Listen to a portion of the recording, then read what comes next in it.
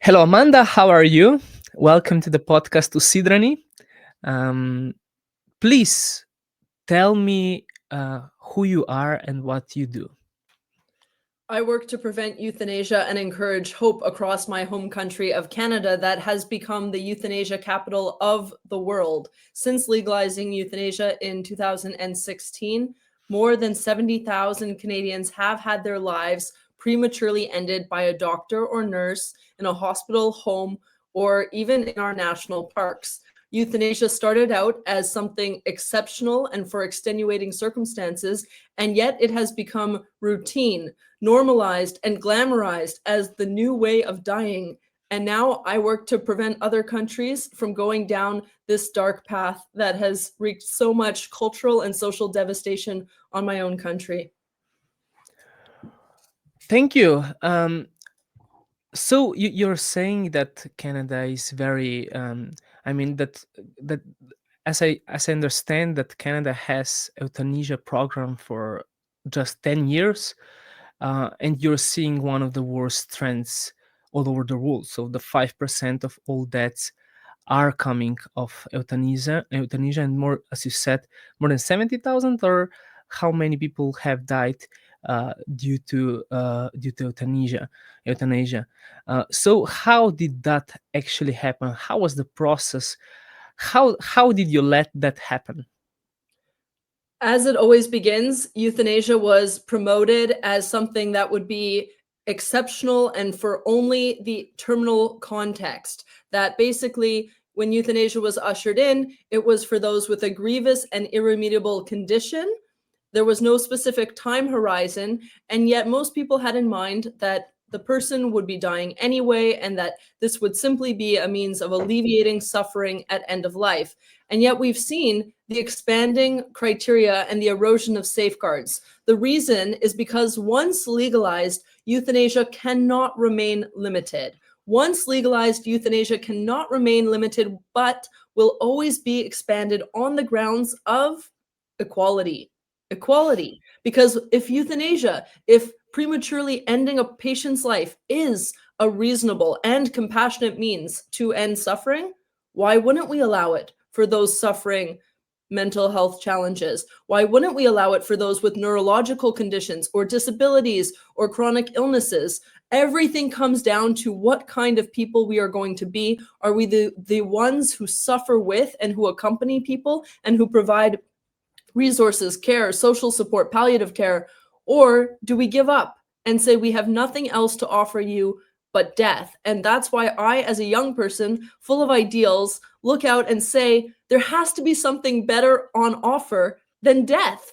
We have to have greater aspirations. We are made for better lives and deaths than these. And I see so much disappointment with euthanasia.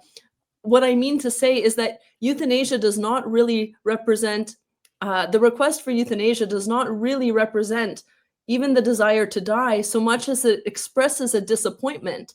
Who will love me in my condition? Who will care for me? Am I a burden? Will I be a bother? And so I see this really, and by people's own admission, it's true, not so much as a medical crisis as an existential crisis. All around the world, we have aging populations. All around the world, we have the question of how we will care for them. This is a decisive moment in our countries to decide who are we going to be. And I hope that the answer will be something noble and attractive, not something depressing and giving up. And dark. Yeah. So in Slovenia, we are having now a pre-referendum debate on assisted suicide bill, as you know, on 23rd of 23rd of November 2025. And our debate is very much about feelings, about compassion, and dignified death, and also about safeguards, because the proponents of our bill are saying that there are a lot of safeguards in the law, and that only a few people will before that will apply, and there is no possibility of abuse. So as we hear that, um, you don't in Canada, you don't have any of safeguards to prevent abuse. Is that true? There are so many things to pick up on there. First, I will say that killing is quite literally the opposite of safe. There's no way to safely kill people. There simply isn't true. With euthanasia, we are speaking about the direct, intentional ending of a person's life. Now, compassion. If euthanasia is compassionate, why would we want there to be only a few cases? Why wouldn't we want compassion for everyone? So again, it comes down to, if this is something truly good and desirable, then euthanasia for everyone. But if it's not, then why do we concede and capitulate to some people's suicidal ideation in their disability, in their terminal illness? That is not fair to them. And so there are so many things to address on the topic of dignity. To imply that euthanasia is required to die with dignity is insinuating that if you die naturally, with all the grittiness and messiness that is part of naturally dying, that cannot be dignified. I would say this is a form of natural death shaming. We shame people for dying normally if we insinuate that the only way you can have dignity is with the poise and autonomy and control at beckoning someone to end your life on your own terms. No, in our vulnerability, in our weakness, in our requiring people to gather around and keep vigil, we have dignity. We have the dignity when others recognize that we never lose it because of our vulnerability. And now to safeguards. Of course, initially, there was a lot of talk of safeguards in Canada. There was a need for 2 independent witnesses. That was removed down to 1. There was a 10-day reflection period for the non-terminal context. That has been eroded too. And now there is the possibility of someone requesting euthanasia and having their life ended the very same day if they are a so-called track 1 case, if their death is deemed reasonably foreseeable. And that's a rather nebulous criterion. And so we have seen the erosion of almost every safeguard that existed, the expanded eligibility criteria. And if you think it won't happen to you, you're not following the logic, because the logic of the idea with euthanasia is, if it is reasonable and compassionate, it must apply more broadly. It must. Hmm. And so again, it fundamentally comes down to, what kind of people are we going to be? Who are we? How do we care for people? And do we believe that everybody deserves suicide prevention rather than suicide assistance? Or do we look at people and with a sort of pity think, well, maybe you're in the suicide assistance category? This has created a 2-tier society, so that now Canadians with disabilities who qualify under the so-called track 2 criteria, Canadians with disabilities have said, we are now a killable class in Canada. And this leads me to insist that I, as a young person, am more personally concerned about fitting the eligibility criteria for medical aid in dying than I am of any diagnosis, even of a terminal illness, because it is so insulting. It is so demeaning of the human person to be told you fit the criteria for a hastened death. That is inappropriate. That is a detriment to a person's self-esteem. And so what is the safeguard to prevent everyone from ever fitting the criteria that says you might as well just not be here? But Amanda, what do you say to people that are suffering, that are unbearably suffering? We have diction in our bill that you have to unbearably suffer, uh, and people at the end of their life, they usually, they many times that can happen, that people are wondering how to die. And my question is, um, what do you say to them? What do you say to them? First, I would say you deserve better. Nobody deserves to be suffering and writhing in physical pain and agony. It's not a sign of a developed, prosperous world or healthcare system if that's all that we have to offer to people. But I would stress something even deeper, which is, if it is about physical pain and agony, and that's why euthanasia is being ushered in, then it's not about choice. Because if someone is in great pain and they don't want euthanasia, what's their option? Do they have no other options, no other choices? And so I think that really reveals if it's about pain and if there's a supposed threshold of suffering where we say, there's nothing we can do for you. It's no longer about freedom. It's no longer about autonomy. It's no longer about dignity. It is about conceding that we don't have anything better for you. That is, again, demoralizing and discouraging. Now, once a certain number of people begin opting for euthanasia, everyone else who fits that demographic feels the push, feels the nudge that they should die by it too. And to this point of unbearable suffering, there's an excellent scholar, Christopher Lyon, who has written a paper addressing this, and he has spoken about how there's a contradiction with the term unbearable suffering, because if you are suffering and still alive, you are necessarily bearing it. That's true. Yes, we are talking to Christopher in the next episode. So, you are in Slovenian law. There is an article that forbids mental illness as the sole factor for applying for assisted suicide. The same applies to Canada. Am I right? Or just it? As I understand, in 2027, there will that your law will expand to include also mental illness as the sole factor. But we are seeing some cases that are very on the edge of that thing already in Canada. So many people are opting to euthanasia as a result of depression and anxiety, loneliness, and so on. So how can that happen? It can happen because you cannot separate the mental and the physical. We are one unity of body and soul, of body and spirit, however you want to look at it. And so to compartmentalize the human person like this is quite nonsensical. Who, living with a terminal illness, does not have it implicate their mental health? And who, living with a mental health challenge, does not see it reflected in some way in their body?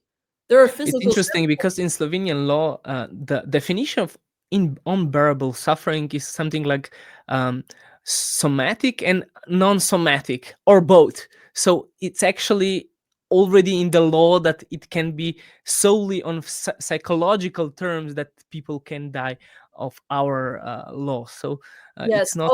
I'll clarify what happened in Canada, because I was exactly working with a member of parliament during Because the you have that debate right now in parliamentary. To some extent. In fact, though, the law already passed that would expand euthanasia on the basis of mental That's illness. track 2, isn't it? Well, here, I'll clarify it very precisely. In 2021, a bill called Bill C7 passed that legalized euthanasia for those with disabilities, and that took effect immediately, March 17th, 2021. And what also passed the same day was the mental illness as a sole condition. However, they said it's not going to start for another year. And then after that year, they said, we're going to pause it again because we're not ready. And so it paused again. And now it's been paused again. But technically, the legislation passed and is on the books. And unless a new act of legislation undoes it, then it will take effect in 2027. But it could have taken effect as early as 2023. The government is stalling because it's politically unpopular, thank goodness. And some people with disabilities are saying, well, what about us? You don't want to allow euthanasia for those suffering solely from a mental illness, but now those who solely have a disability qualify. Look at the contradictions. If someone uses a wheelchair and is depressed, they already qualify for euthanasia in Canada. If they are only depressed, they don't. That's why we have a two-tier system. That's why people with disabilities have been turned into a killable class. And so I can say there are so many mental health related reasons why people are asking for euthanasia by their own admission. The federal government puts out an excellent annual report. They're a few years delayed from time to time, but they do release a federal report. According to Health Canada data, the number one kind of suffering leading people to request MAID is... It's not physical it's not physical pain, isn't it? It's not physical pain or suffering. It's an inability to engage in meaningful life activities. Inability to engage in meaningful life activities. The second top reason is inability to perform the daily activities of personal care, which is to say, some people feel that if they need help going to the washroom, that their life is over. And they would say, just And kill that's me. a symptom of aging, isn't it? I mean, Yes, and it's a sign of a real decadent attitude. I asked a woman with several disabilities and who uses a wheelchair. I said, some people would look at you in our country, and they would look at you and say to themselves, "I'd rather be dead than be like you." How would you respond? And I also asked her, what would you say to someone who says, if I can no longer use the toilet by myself, my life is over? And she said, I would say, get over yourself. That's the first answer. Who do you think you are? And this is not the end of a life. This is not the end of the world. And what message does it send to people with disabilities if you suggest that you would rather be dead than live like them? Of course, she said, this is an insulting attitude. It's an ableist attitude that mm, denigrates people with disabilities and shows how some might say, if you don't want euthanasia, don't ask for it. No, euthanasia has a social cost. It has a ripple effect and has social consequences to everyone within the society. It affects how we look at the elderly, how we look at people with disabilities and chronic illnesses and cancer. And so everyone who fits the criteria to be discarded, dismissed, or discounted is demeaned by legal euthanasia within the society. There's no getting around that. And it touches and corrodes the entire medical profession, the doctor-patient relationship, and our ties of love and solidarity with one another. but why do you think that people, especially, I mean, in our generation or a bit older than us, why do we think that it's not okay to be a burden, or that you don't have a control over your life all over, or, and rather they would rather be dead than like that they would be a dependent on someone? Why do you think that has happened to our communities, to our countries? It's a great question. I think it's a sign of despair. Basically, we don't know what our ultimate identity and purpose consists in. We mistake it. We mistake our identity in being what we can do, how we perform, the likes we receive from others, the accolades we receive. Eventually, this is not fundamentally what it is to be a person. And what suffering, frailty, vulnerability, and dependence reveal is that the person, in spite of everything, never loses the capacity to love and be loved. That is our deepest identity. But we're losing touch with this in our society that is so much about productivity and Mm. image. And this is something with which we all have to contend. We all struggle to have the fortitude and resilience in the face of suffering and loss to be able to bear our suffering nobly. But we see that there are many places in much poorer parts of the world. What are they doing for their unbearable suffering? If we in the Mm. developed world decide that Where we euthanasia, can manage every pain, I mean, almost every pain, yeah, and what's the we trickle down effect for palliative care in other countries? If we decide in Europe and in North America and in other prosperous societies that euthanasia is what we're going to do, oh, surely there are people with unbearable suffering in other regions of the world who are counting on us to come up with better solutions and to set the bar higher. We cannot mm, lower it. And we see that people in other parts of the world live these things differently. In other parts of the world, mhm. it's not so terrifying to grow old because you are revered as an elder.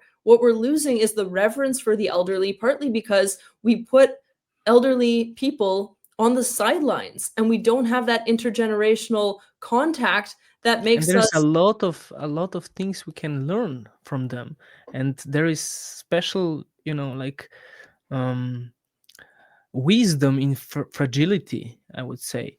You can, I mean, we lost that touch in on the West, or even in some countries that want to, Slovenia wants to be, like West, on certain aspects, because that, I mean, they're saying, that we want to look after the most developed countries, and that's why we are seeking to assisted suicide bills. So Yeah. that's the wrong path, isn't it? Totally. Euthanasia is not progressive. Euthanasia is not a sign of an advanced society. Euthanasia represents a declaration of defeat on the part of governments. And really, for the individuals asking for it, it is a sign of disappointment. It is a sign of dejection. And so we have to hear it as the cry for the heart that it is. Many times when people are considering either suicide or euthanasia, they're waiting for someone to say, no, don't do it. And if nobody does that, if everybody concedes, if people give a push off the ledge, then obviously that's not going to be adequate to the human person. We have to offer more. I know you want to get into a few of the specific cases too, though. So if you want to talk about some of the specific Canadian stories, I am happy to give you a few concrete examples of what this looks like in practice. Please. Okay. So one of the interviewees in one of my videos is Roger Foley. Roger is a man with multiple disabilities who has been in the hospital for many years because of inadequate home care. And all he wants is self-directed funding so that he can direct his own care. He has had euthanasia suggested to him repeatedly, despite wanting to live. Once euthanasia is presented as a healthcare option among many, then doctors are not afraid to raise it. They're afraid not to raise it. They're afraid of not presenting this healthcare option to people. So that's one thing. People are having euthanasia raised unsolicited countless times throughout their Even treatment. if it's forbidden, because our Slovenian law forbids that you offer euthanasia or assisted suicide. And that's a contradiction, because if it's a legal option and if it's part of healthcare, Why wouldn't? Why wouldn't Yeah. you advertise it? Why wouldn't you have billboards? And why wouldn't you have announcements to promote it? It's a complete contradiction. And this is how you know that it's a bad public policy idea. If you want to limit it and legalize it and hold these things together, they're quite irrational to try to put together like that. So that's it.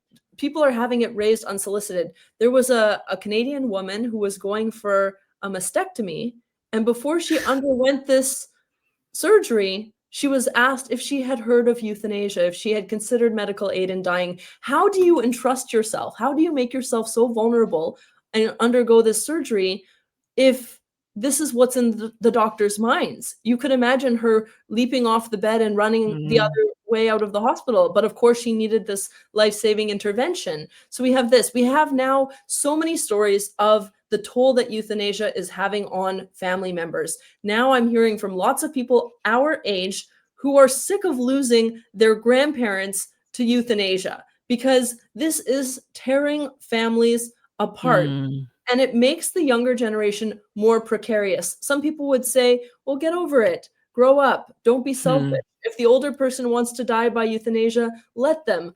No, we can't, because It's very interesting when you see some like interviews on the street of Amsterdam, for instance, and everybody is very excited about having that final option. But when someone asks, "Do you know someone who opted for euthanasia?" there are tears. Isn't it interesting that? That it's a I mean, every suicide should be a tragedy, isn't? I mean, it's death of someone, and everybody is asking themselves, what could I do differently? Yes. So we are having that referendum in a few weeks. What would be your message to our Slovenian voters? What would you say to them?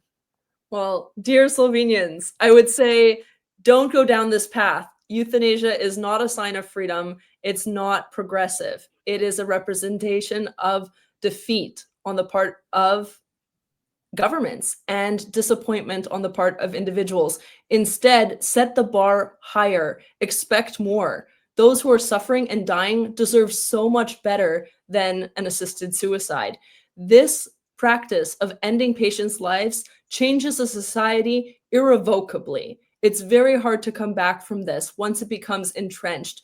You can do so much better. your history and your future can be so much more noble. And the rising generation wants to see an example of nobility and honor and resilience, not of giving up when times get hard. So we're watching how you die, and we all have to do it well, because how we die changes the meaning of every day of our life. How a story ends changes the meaning of every page of that story. So Mm. be demanding with yourself, and you will be much happier. Thank you for those encouraging words. Amanda, thank you for having that conversation with me. Where can people find you? You can go to dyingtomeetyou.com, see the short films I've produced with some of the people who are the most affected and the least represented in our euthanasia conversation in public discourse. And feel free to reach out to me, contact me through the website, follow me on X or anywhere else. And I wish all of you all the best. Thank you, and hello or goodbye in Canada.